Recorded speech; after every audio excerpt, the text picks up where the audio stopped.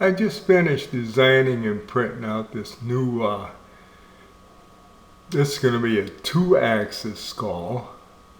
It doesn't have the rotate built into the skull. Skull itself.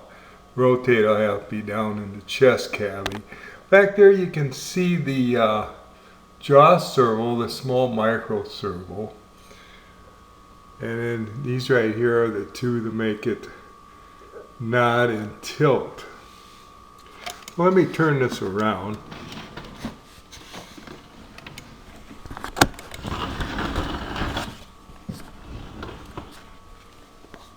This is a little controller board I have here that'll move them servos.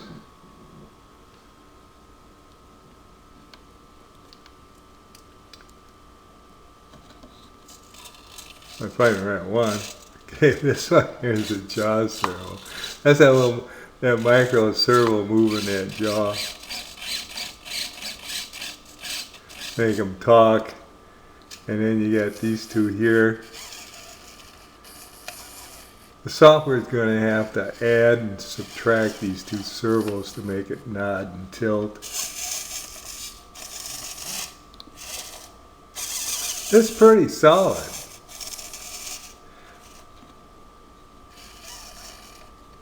It's only a 6mm threaded rod that's supporting that, so that wiggles a little bit if you really get them going. I might have to go up to an 8mm threaded rod, but I think it's going to work pretty good.